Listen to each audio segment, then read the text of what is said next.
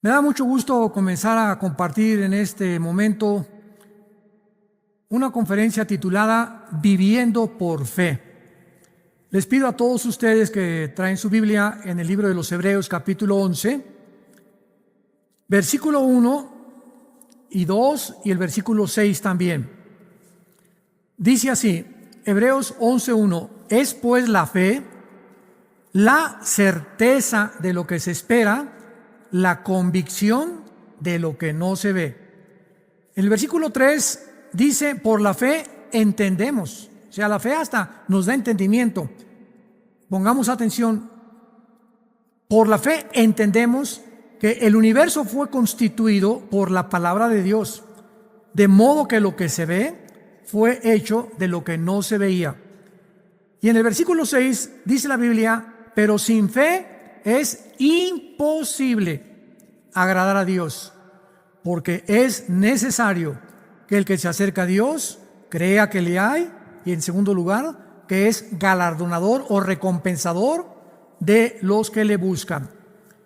En este versículo 1 del capítulo 11 del libro de los Hebreos, nos aprendemos básicamente, aunque no es una definición muy extensa acerca de la fe, nos introduce el Espíritu Santo para que profundicemos, porque uno de los errores más grandes que hay es confundir simplemente el creer con la fe bíblica. Entonces tú le puedes preguntar a una persona, tú eres ateo, y te contesta, no, pues yo creo en Dios. Fíjate lo que dijo, yo creo en Dios. Y lo que viene a continuación es la segunda pregunta o cuestionamiento, ¿en cuál Dios? Porque pues los hindúes tienen millones de dioses, en el Islam adoran a Alá, etcétera, etcétera. Entonces tengamos mucho cuidado cuando nosotros decimos creer, cuando no estamos implicando la fe. La fe es una característica que se manifiesta en los cristianos que una persona no cristiana no puede tener. Una persona que no es cristiana te puede decir, bueno, yo tengo fe en que mi hija va a llegar a tal lado, yo tengo fe en que el avión no se va a caer, yo tengo fe en que mis negocios van a salir, y es pura habladuría, porque cuando están diciendo tengo fe en algo, no tienen ninguna base para poder sostener lo que ellos están suponiendo que realmente va a ser como ellos piensan que va a suceder. En primer lugar, dice la Biblia que la fe es una certeza, y en segundo lugar, es una convicción. Esta palabra certeza es la palabra upostasis en el griego con H, upostasis, que significa sustancia o que también significa poner algo debajo, o sea, un fundamento. Cuando la Biblia dice la fe es la certeza de lo que se espera, nos está diciendo el Espíritu Santo que lo que nosotros estamos creyendo en la Biblia, porque la fe es por el oír y el oír por la palabra de Dios, tiene un fundamento, tiene una base. No podemos hablar si no tenemos ninguna base. Si tú discutes con un musulmán, discutes con un rabino, discutes con un hindú, le preguntas, ¿cuál es tu base o tu fundamento para creer que Mahoma realmente tú puedes poner la confianza en él? Cuando el fundador del Islam, a Mahoma, se casó con una niña de 10 años, por el amor de Dios. Le puedes preguntar a un hindú, bueno, ¿cuál es tu fundamento para creer en Brahma, Vishnu y Shiva, los dioses de los hindúes? Cuando tú dices que vamos a reencarnar en las vacas y en las ratas, porque es la filosofía que predomina en el hinduismo, les preguntas qué base o qué fundamento tienes, o simplemente es una creencia que no tiene fundamento. Ojalá que me estoy explicando, porque esto es importantísimo profundizar en lo que estamos hablando. La fe es un fundamento, es una certeza de algo que se espera. O sea, está relacionado con el futuro. La fe cristiana no está relacionada con el presente. Esto es importante. Estamos nosotros creyendo sobre una base muy sólida que algo va a venir a nuestra vida, porque, dice la Biblia, es una convicción. Aunque no veamos que viene, lo creemos. Esta palabra que dice el Espíritu Santo, que es una base, nos lo explica en 1 Corintios 3:11 el apóstol Pablo. Nadie puede poner otro fundamento que el que es en Cristo Jesús. Nadie puede poner otra base más que es Jesucristo. No podemos subirnos en ninguna creencia humana, filosofía humana, llámese darwinianismo, humanismo, ateísmo, pluralismo, etcétera, etcétera, porque son bases falsas. Cuando tú te subes a un estrado, tienes que tener una base firme para creer que ese estrado te va a sostener. Entonces, cuando decimos que es un estrado, una base fundamental para que podamos asegurarnos que estamos en la verdad, simplemente es la persona de Jesucristo. Cuando nosotros decimos que creemos en Jesucristo, estamos diciendo que estamos creyendo no con una fe ciega.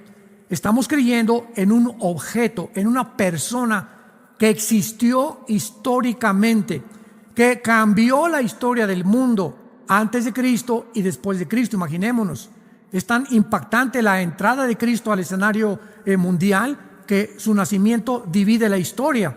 Estamos teniendo nuestra base en un hombre que el mundo entero celebra su nacimiento en la Navidad.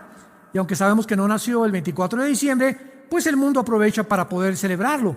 Estamos creyendo en un hombre que al mismo tiempo se celebra su muerte y resurrección, la famosa Semana Santa. Entonces, cuando hablamos de que tenemos fe nosotros, la fe cristiana, repito, es una fe que está basada exclusivamente en la muerte y resurrección de Jesucristo.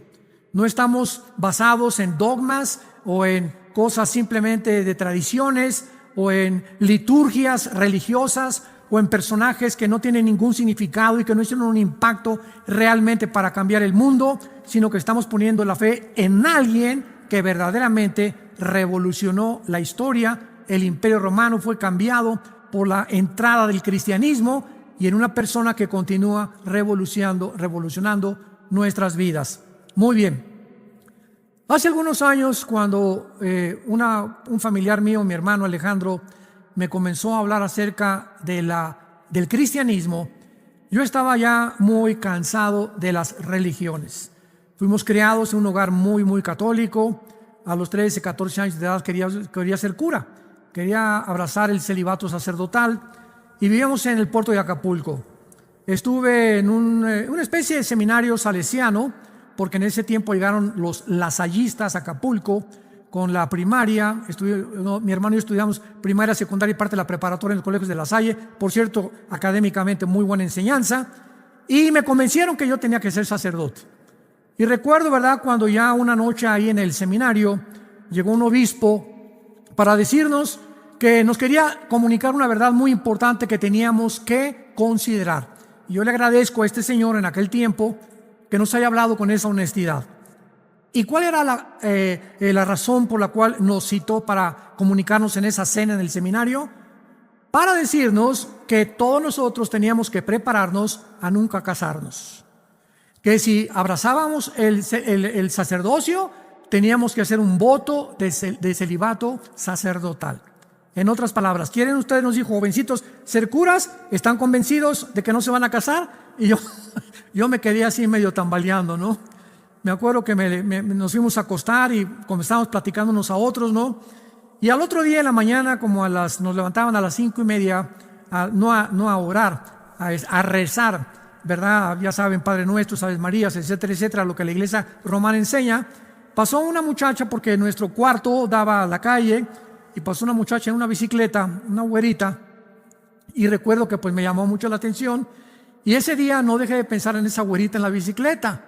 Entonces, en la tarde le hablé a mi papá y le dije, papá, fíjate que anoche el obispo vino y nos dijo que pues no podíamos casarnos, y sabes una cosa, que yo no creo que yo pueda ser sacerdote porque me gustan las mujeres. Mi papá estaba feliz. Esa misma noche, a las 9:10 de la noche, me pasó a recoger al seminario y me dice, yo sabía que tú no funcionabas para esas cosas y te he visto que andas ahí detrás de todas las chavas, etcétera, etcétera. Y pues me decepcioné mucho de la iglesia católica y me hice ateo a los 14 años de edad. Ya después pues participé de la dialéctica materialista marxista, estuve en el Partido Comunista Mexicano, nos dieron ciertos entrenamientos, nos querían mandar en aquel tiempo a Cuba a poder tener un entrenamiento mucho más estricto y adentrado dentro de la doctrina hegeliana, marxista, etcétera, etcétera. Y después de todo ese tiempo, que ya hay muchos detalles. Mi hermano Alejandro, ya tenía yo como 25, 26, 27 años de edad. Me llegó un día con la Biblia para decirme que me quería hablar de un hombre. Yo le dije, no quiero que me traigas ninguna religión. Me dijo, vengo a hablarte de un hombre que se llama Jesucristo. Aquí no hay catolicismo, no hay nada. Es un hombre que resucitó de los muertos y que dijo, yo soy el camino, la verdad y la vida. En todo ese tiempo en el cual yo dije que participamos del catolicismo, quiero decirles que nunca jamás abrimos la Biblia. En nuestra casa había una Biblia así grandísima, gruesa, con un candado. Y mi papá era muy afecto a tener amistad con los curas, con los sacerdotes. Y cada 15 días siempre mi papá invitaba a alguien. Mi papá era muy apegado, traía su cordón de San Francisco aquí en la cintura amarrado, y su escapulario, en fin, ¿verdad? Fue lo que le inculcaron. Pero a su manera, él era bastante religioso. Y este hombre religioso venía cada 15 días, él tenía la llave de la Biblia, la abría, y entonces le abría así un poquito y nos permitía que nos asomáramos. Y me acuerdo que era una Biblia que tenía fotos del diluvio, y ahí me encantaba ver cayendo el diluvio y ahogándose las personas y todas esas fotos, y la cerraba y ya no nos dejaba ver más. ¿Por qué? Porque nos decía que estaba prohibida a menos que él nos la explicara. Bueno, así pasó el tiempo hasta que en la década de los 60 el Papa Juan 23, vino una revolución en la Iglesia Católica, y entonces vino lo que se conoce como la Revolución Católica, donde en el concilio vino a abrirse la Biblia por primera vez. El Papa Juan 23, por primera vez en más de casi 2000 años, permite que el pueblo, o sea, tú y yo, vengamos a la Biblia sin que un sacerdote ni nadie nos venga a explicarlo. ¿Por qué? Porque el Papa Juan 23 creyó realmente que el que enseña la Biblia es el Espíritu de Dios. Entonces comenzó a cambiar la cosa con la Iglesia Católica, pues ya permitió en la música, quitaron el latín, todo antes en el latín, y ahora se podría ya hablar en cualquier idioma de acuerdo a la nación y al lenguaje, todo lo que el cura decía durante el sacrificio de la misa, etcétera, etcétera. Y todas estas cosas que tuvieron su revolución y su cambio afectaron gravemente a Roma. Y en ese entonces yo estaba completamente alejado de Dios, y mi hermano me habla de Jesucristo, y cuando él me dice yo soy el camino, la verdad y la vida, me acordé de Buda, o Gautama Buda, que salió de su palacio para buscar la razón del sufrimiento, y pues nunca la encontró. Yo siempre he dicho de una forma sarcástica, Buda acabó en McDonald's, ¿verdad? Porque acabó bien gordito, o sea, salió a buscar la razón del sufrimiento y acabó, pero así se puso, ¿no? Entonces yo dije, voy a seguir un gordito, va a ser ese mi líder. Además, él dijo antes de morir, Buda, busquen la verdad. Nunca dijo que él era la verdad. Y luego me acuerdo pues de Mahoma, que se metió con una niña de 10 años, que tuvo visiones, que era una persona esquizofrénica, psicótica, paranoica, completamente alejado de la realidad, tenía así ilusiones, sueños, gritaba, y dije yo, ¿cómo puede el Islam, verdad, considerar que este hombre pueda ser su líder? Y así cuando recorrí las religiones que ya había yo estudiado, y me presenta a mi hermano Alejandro a Jesucristo, abro Juan 14, Evangelio de Juan, versículo 6, donde él dice, yo soy el camino, la verdad y la vida. Y cuando yo leí eso, vino a mi mente simplemente un dilema de dos caminos. O Jesucristo era lo que él dijo ser, el camino, la verdad y la vida, porque dije, nadie, ni Buda, ni Mahoma, ni el Islam, ni ningún líder, ni Nostradamus, ni Confucio, ni Zoroastro, nadie se ha atrevido a decir, yo soy la verdad, no una verdad, yo soy la personificación de la verdad. Yo soy la razón por la cual tú vives, yo soy la vida y yo soy el camino. En otras palabras, si tú no vas y detrás de mí, estás en un camino equivocado. Esto es radical, esto es algo absolutamente conclusivo, absoluto, que te pone a considerar que entonces, si no fue eso, ha sido el más grande psicótico, paranoico, esquizofrénico que la historia ha conocido. Pero cuando examinas la vida de Jesucristo, su carácter en la cruz, ya no vamos tan lejos, pidiéndole perdón a Dios por sus enemigos, hablándole, diciéndole a Juan, ahí está tu madre, ahí está tu hijo, no pensando en él, quitando su vista y su dolor y poniéndolo en la gente hasta el último momento de su muerte.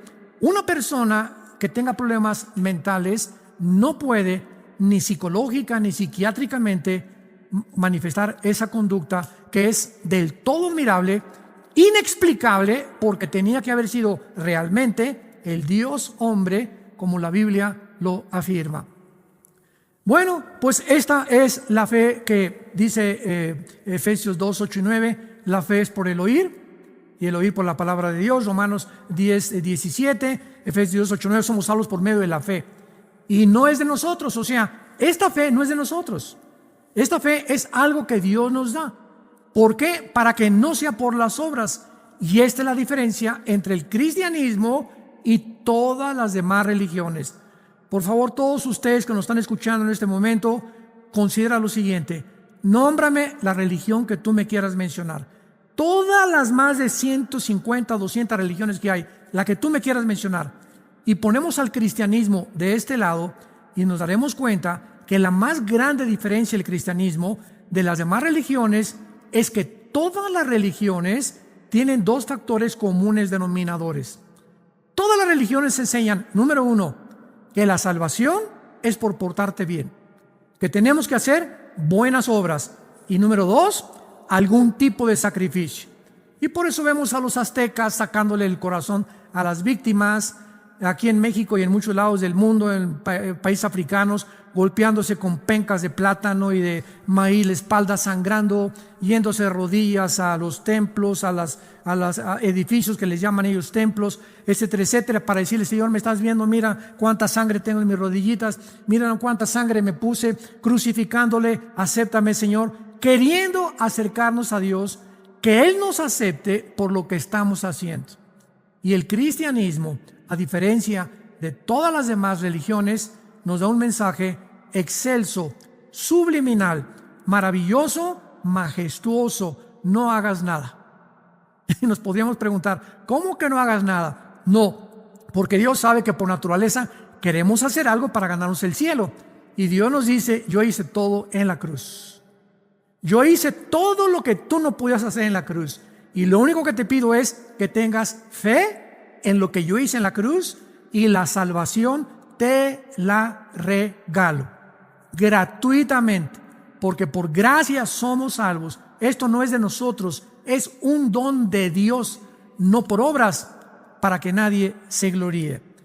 Entonces, esta es la razón por la cual Hebreos 11:1 nos habla que la fe, algo que solamente puede tener un cristiano, no uno que no es cristiano, es una base, es una certeza, porque estamos creyendo en el hombre más impactante de toda la historia y en el único hombre que volvió a vivir.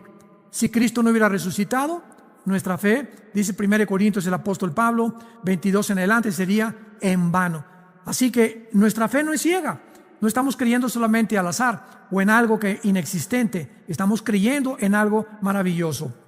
Ahora, dice Hebreos 11 en segundo lugar, que la fe no solamente es una base, una sustancia, una certeza, algo seguro de que algo viene, sino que también la fe es una convicción de lo que no se ve.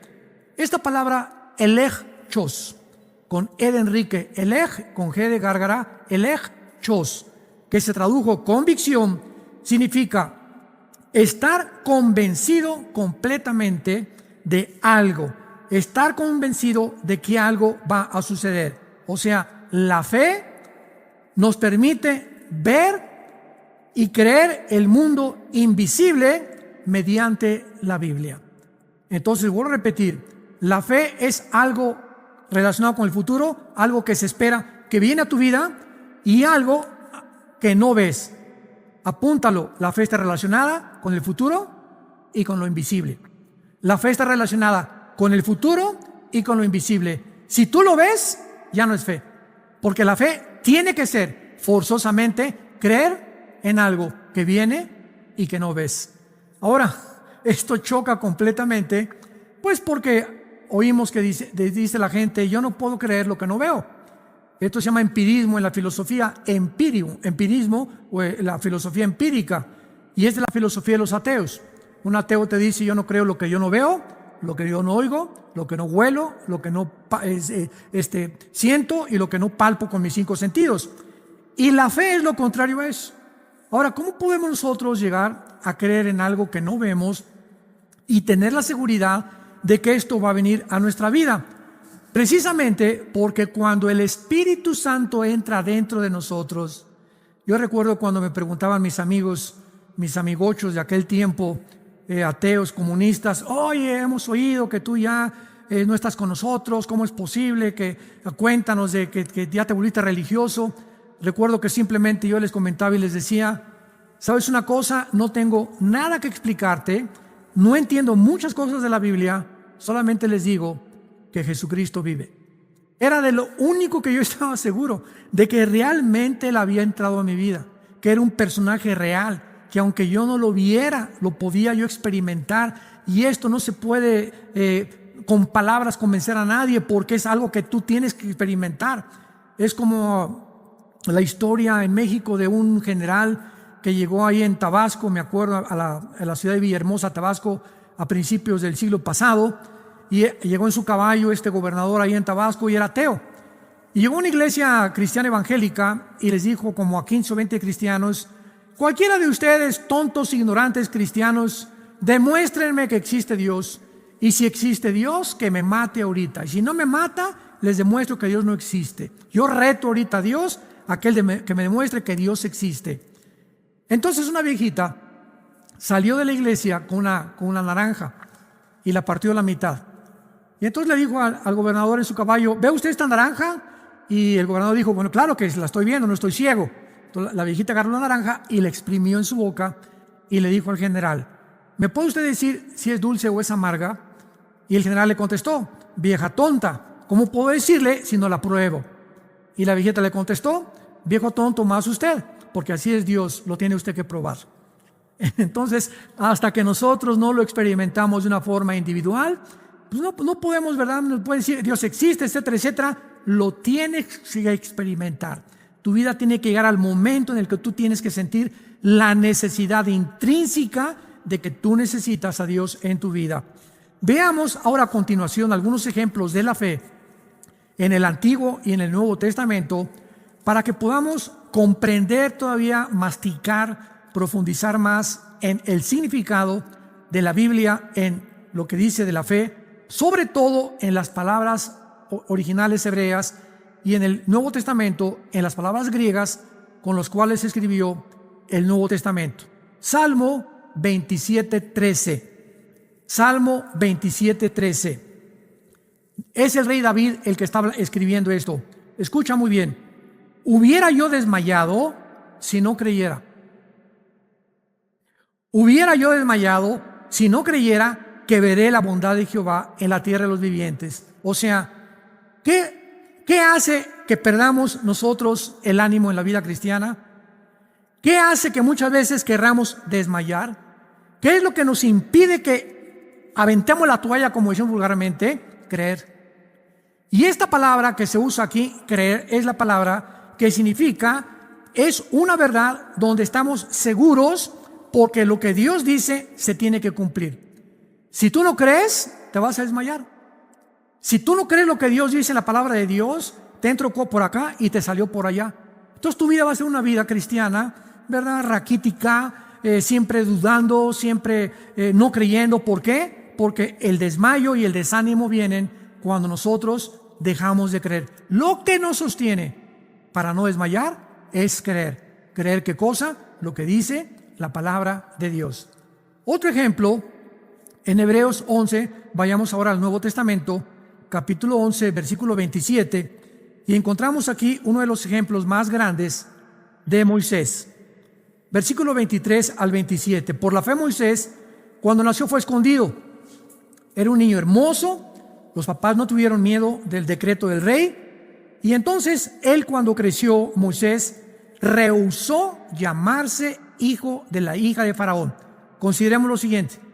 Moisés, si no hubiera abandonado el palacio, él era el sucesor del Faraón, porque era el hijastro. Acordémonos que la hija del Faraón lo recogió en el río Nilo, en un río donde los papás no tuvieron temor de aventarlo en medio de los cocodrilos, porque el río Nilo estaba lleno de cocodrilos, y confiaron los papás.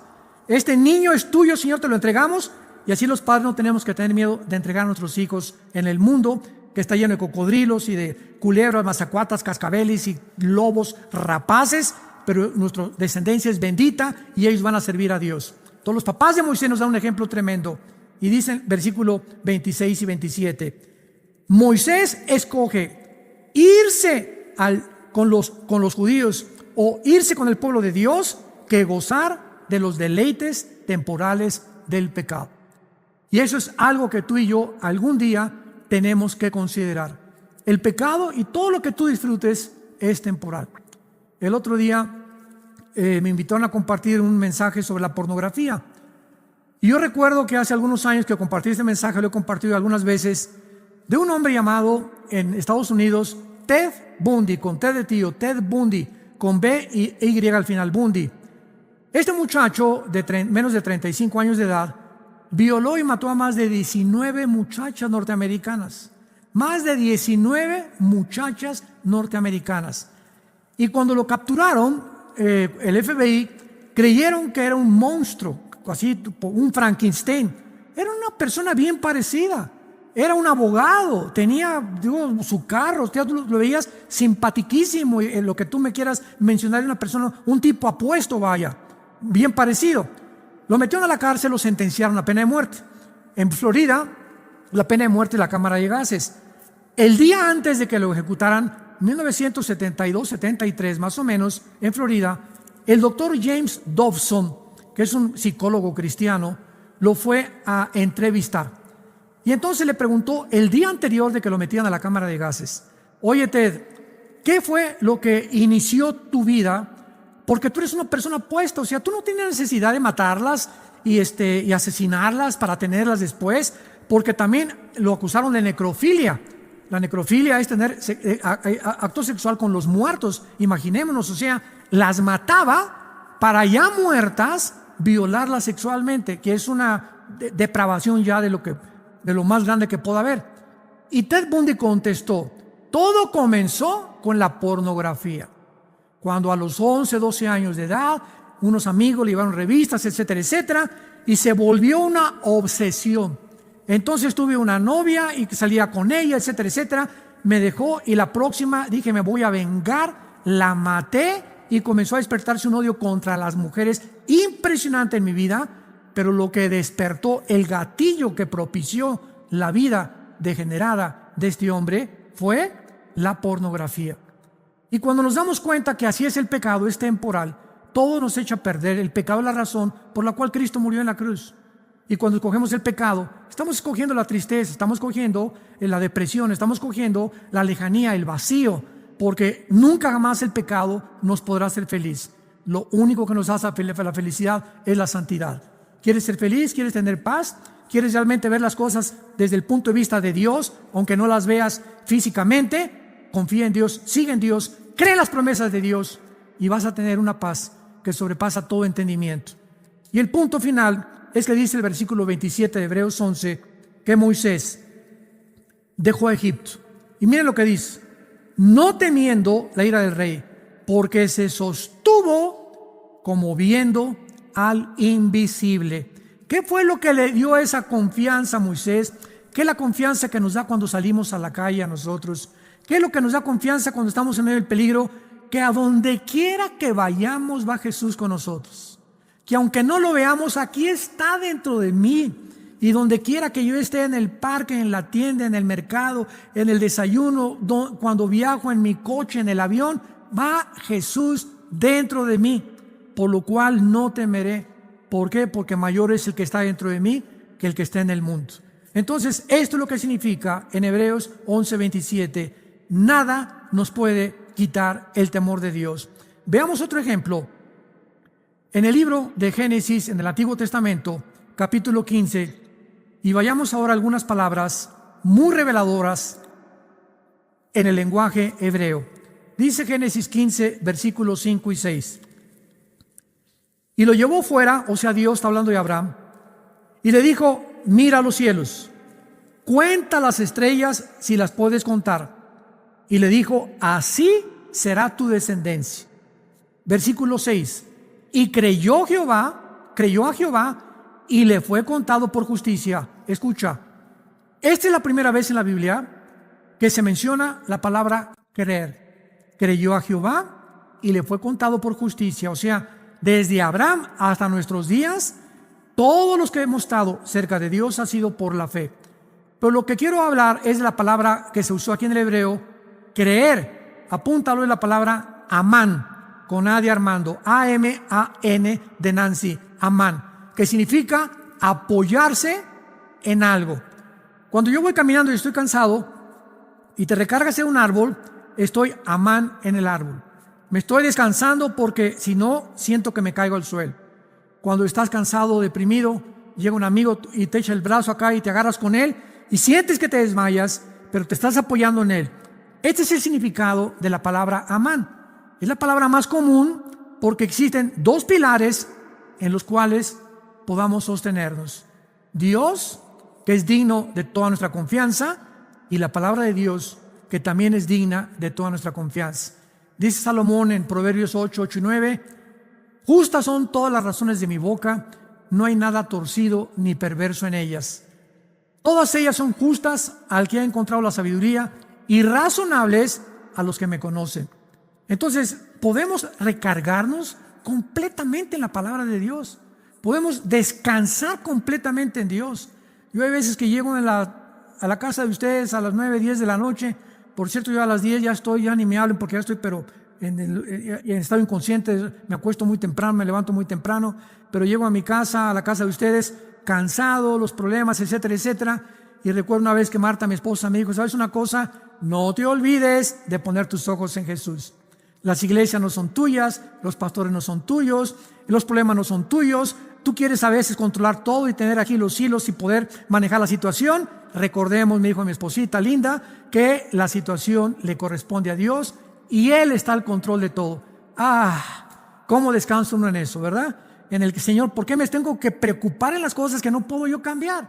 Yo no puedo cambiar las circunstancias, no puedo mejorar nada. Tú eres el que está sentado en el trono. Eso significa apoyarse en Dios.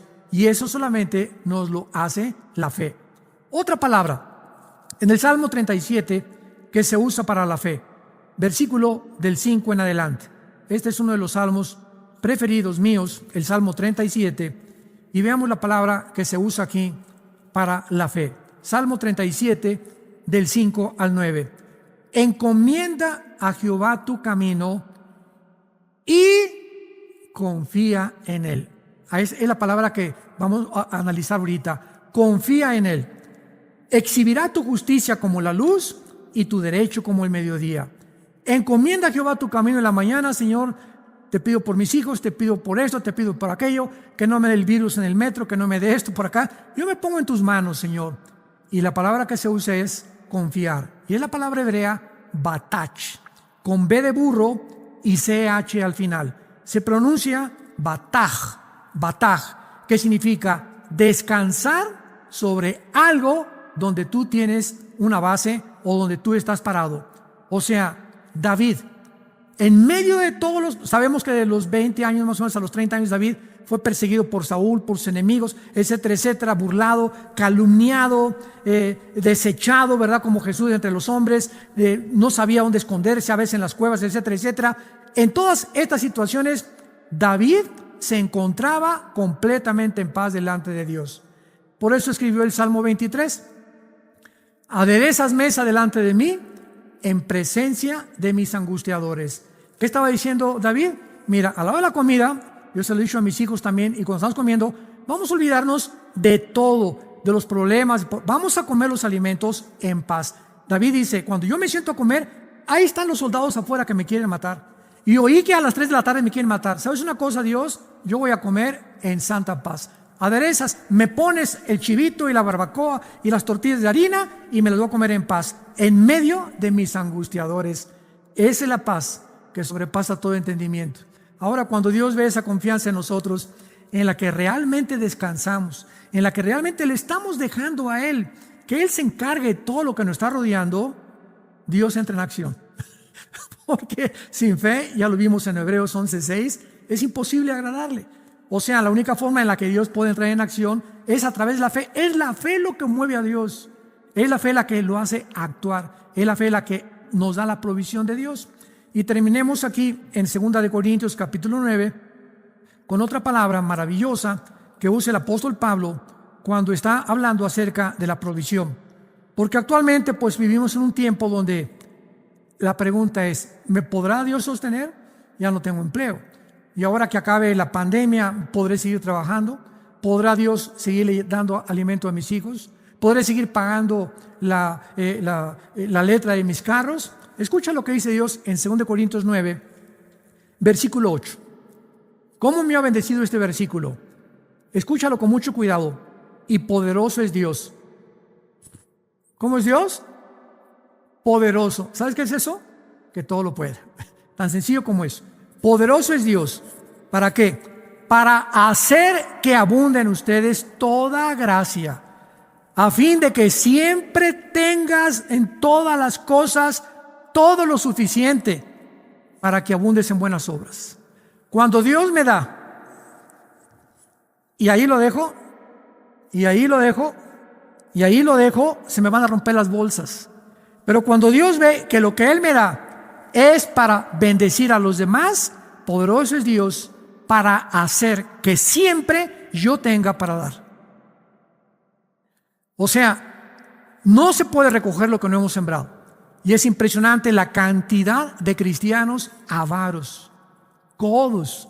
Como hace mucho tiempo llegó una señora a una de nuestras iglesias muy pobre y uno de los decanes me dijo, hay una señora pidiendo limosna ahí en la puerta de la iglesia. Y le hablé a la señora, tráiganla para acá, por favor. Oiga, doña Chole, ¿usted qué le pasa? No, pues yo soy lavandera y me pagan $1 por cada pantalón, por cada camisa que limpio. Y le pregunté, ¿usted es cristiana? Me dice, sí. ¿Y usted diezma? Le dije. Ay, pastor, me dice, ¿cómo quiere que diezma? Si apenas le dije, hermana, de cada 10 pesos, dele $1 a Dios. De cada 20, dele 2. De cada 100, dele 10 pesos. Porque aún en la pobreza hay avaricia. Entonces creemos que porque no tenemos no podemos dar. ¿Qué es la fe? ¿Qué es la fe? Dar aunque no veamos. Bueno, aquí me dice que voy a pagar esto de mi renta, voy a pagar la letra de mi coche. Esto es lo que yo estoy viendo. Y si le doy el diezmo a Dios, ya no me va a alcanzar. Eso no es fe. ¿Qué es fe? Confiar lo que dice Dios. Padre, yo no veo, no entiendo, aparentemente no me alcanza, pero te voy a dar creyendo que lo que tú dices es verdad. Y cuando tú te desprendes de eso y lo haces, no te la vas a acabar. Porque Dios bendice la fe. Poderoso es Él. Va a hacer que siempre tengas, porque Dios está buscando instrumentos para bendecir a los demás. Abraham, comenzamos con Abraham. Te voy a bendecir para que tú seas bendición a las naciones. Todo lo que Dios nos da es para bendecir. Padre, dame para dar, bendíceme para bendecir, sosténme para sostener, fortaléceme para que yo fortalezca. Todo esto, nada es para nosotros, es para que nosotros lo usemos para los demás. Cuando vivimos nosotros por fe, hemos dado un paso gigantesco, porque poderoso es Dios para seguirnos sosteniendo y seguirnos mostrando que nunca jamás nos va a dejar ni nos va a abandonar. ¿No quisieras tú en este momento abrir tu corazón e invitar a Jesucristo diciéndole, Señor, te pido perdón por mis pecados, te pido perdón porque hasta este momento no había comprendido lo que es la fe? Y la fe es una certeza que tú me das en tu palabra, de saber que existes dentro de mí, que no me vas a dejar, que no tengo por qué temer ni tener miedo de nada ni de nadie, porque el temor es a Jehová, no es al hombre, ni a Satanás, ni a las circunstancias. El día que cambiamos el temor de Dios por otras cosas, sale el temor de Dios de nuestras vidas. Creo que en la cruz pagaste por mí, entra a mi corazón como mi Señor y mi Salvador. Y te doy las gracias porque de aquí en adelante voy a vivir, ya no viendo lo que alcanzo a percibir con mis ojos físicos, voy a vivir viendo lo que dice tu palabra, porque tu palabra es verdad, la creo y la llevaré a la acción. En el nombre de Jesús, amén. Que Dios los bendiga, que tengan mucha paz.